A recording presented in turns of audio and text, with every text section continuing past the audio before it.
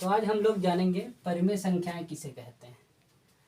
परिमेय संख्याएं आखिर होती क्या है, परिमेय संख्याओं की क्या परिभाषा अभी तक हम लोग पढ़े हैं और उस परिभाषा के माध्यम से हम कितना कुछ जानते हैं, और साथ ही साथ जानेंगे अपरिमेय संख्याएं आखिर क्या हैं। परिमेय संख्याओं के साथ जब तक अपरिमेय संख्याओं का हमको ज्ञान नहीं होगा तब तक पूरा क्लियर कट हम डेफिनेशन का मतलब नहीं समझ पाएंगे। तो आखिर पहले देखते हैं परिमेय संख्या है क्या। तो परिमेय संख्याओं की आखिर डेफिनेशन जो बताई गई है अभी तक जो हम लोग पढ़े होंगे कभी, वो डेफिनेशन ये है, जिन संख्याओं को हम P अपान Q के रूप में व्यक्त कर सकें वो संख्याएं क्या हैं, परिमेय संख्याएं होती हैं।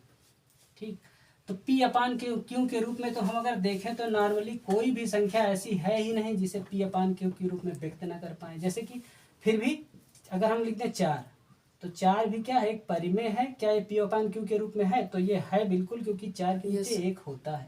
तो कोई भी संख्या कभी भी अगर ऐसे सिंगल लिखी है तो वो नीचे उसके 1 है, यानी ये P अपान Q के रूप में है।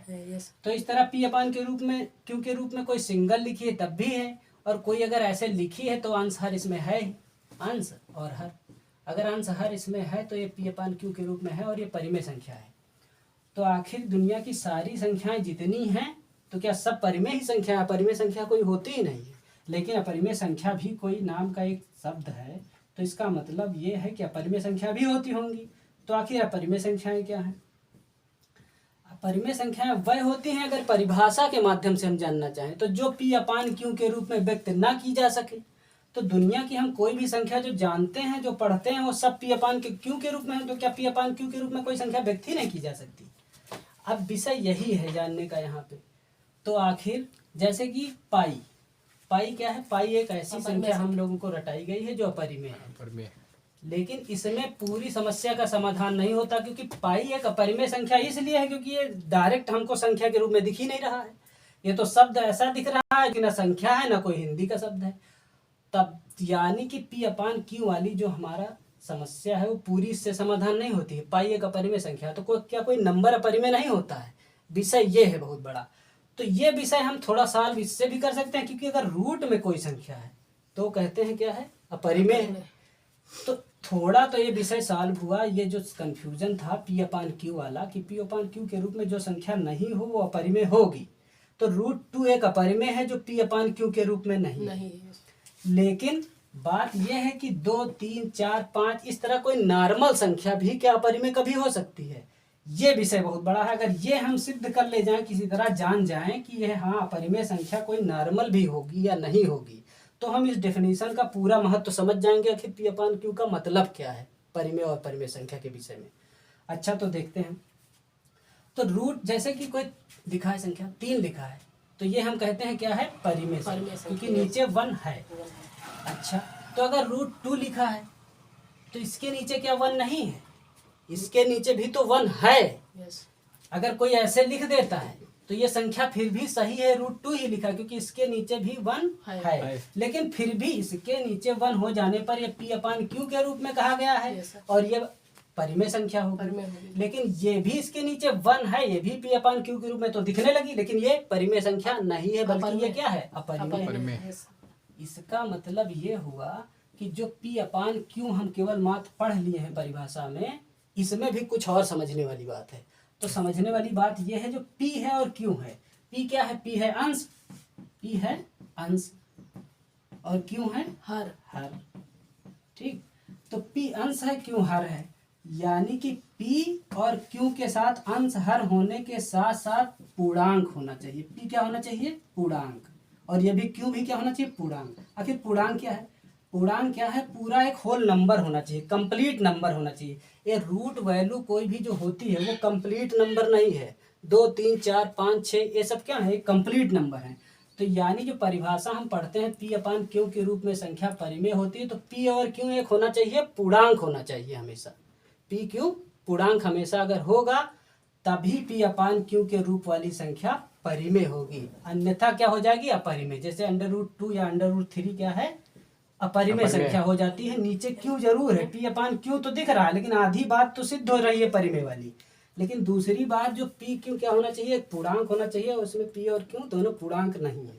Q तो पूर्णांक है लेकिन P पूर्णांक नहीं है। अच्छा, तो यानी इससे पता चला कि रूट की कोई वैल्यू अपरिमेय होगी, क्योंकि वो पी अपान क्यू के रूप में भले व्यक्त कर दें लेकिन वो पूर्णांक नंबर ना होने के कारण अपरिमेय होगा।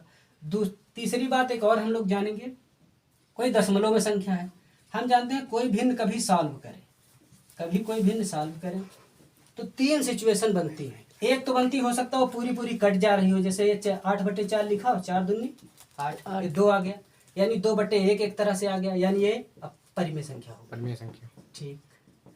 दूसरी बात, कोई भिन्न ऐसी हो कि हो सकता है उसको जब हम सॉल्व करें यानी उसको जब भाग दें हम, तो हो सकता है कि कुछ दशमलव के बाद कुछ आने लगे, कुछ आने के बाद कुछ नंबर के बाद वो खत्म हो जाए। तीसरी कंडीशन हो सकता है ऐसी हो कि दशमलव के बाद कुछ आए और कुछ दूरी के बाद एक ही नंबर हमेशा रिपीट होने लगे, ऐसे ये कभी खत्म ना हो, 3 हमेशा आता रहे।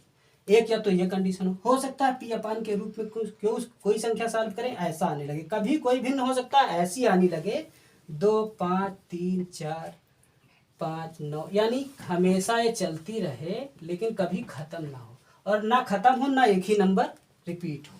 यानी भिन्न कभी भी, यानी दशमलव के रूप में कभी भी संख्याएं ये 3 तरह से हो सकती हैं। हो सकता है कोई संख्या कुछ नंबर के बाद खत्म हो जाए, हो सकता है कोई संख्या एक ही नंबर हमेशा रिपीट होता रहे, कभी खत्म ना हो, लेकिन हो सकता है कोई नंबर एक ऐसा दशमलव में हो जो कि हमेशा आता रहे, कभी खत्म ना हो और कभी कोई नंबर रिपीट ना हो, कोई ना कोई उल्टा सीधा नंबर हमेशा चलता रहे। तो ये 3 कंडीशन से हमको दशमलव संख्याएं मिल सकती हैं, और ये तीनों कंडीशन में आखिर हमको अगर छांटना हो कि परिमेय कौन है कौन अपरिमेय है, तो इसमें हमेशा हम अगर छांटेंगे तो ये क्या है, परिमेय है, जो खत्म हो जाए कहीं किसी स्थान पे जाके वो परिमेय है। और ये भी क्या है, परिमेय, जो कभी खत्म तो ना हो लेकिन अगर एक ही नंबर रिपीट हो हमेशा तो भी परिमेय है। परिमेय। लेकिन ये क्या है, अपरिमेय। अपरिमेय।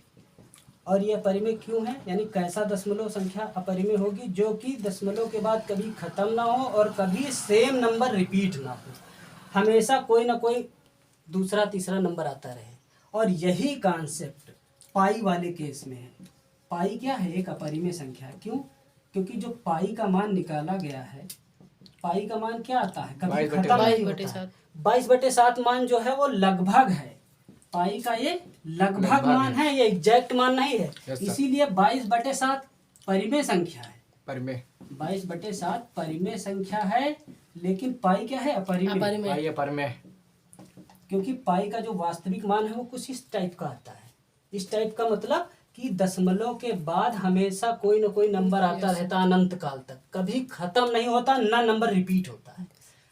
ये जो 22/7 कैलकुलेशन में हम लोग लेते हैं, पाई का लगभग मान है, एग्जैक्ट मान नहीं है। तो कभी क्वेश्चन में आ जाए पाई और 22/7 में ढूंढने को आ जाए, छांटने को कौन परिमेय है कौन अपरिमेय, तो ये है अपरिमेय और ये है परिमेय। हाँ, क्योंकि कभी इस बात से कंफ्यूज नहीं होना है कि पाई अपरिमेय है इसलिए 22/7 भी अपरिमेय हो जाएगा, क्योंकि 22/7 पाई की वैल्यू ले ली जाती है, लेकिन ये लगभग वैल्यू है, एग्जैक्ट वैल्यू नहीं है, क्योंकि कभी कोई अपरिमेय संख्या की एग्जैक्ट वैल्यू हम नहीं निकाल सकते, वो अनंत काल तक हमेशा चलती रहती है। तो कैलकुलेशन क्योंकि करना है इसलिए इसको हम लोग लगभग वैल्यू लेकर कैलकुलेट कर लेते हैं क्वेश्चन को। तो आज हम लोग उम्मीद करते हैं समझ में आया होगा आप लोगों के। तो अगले क्लास में फिर मिलते हैं। जय हिंद।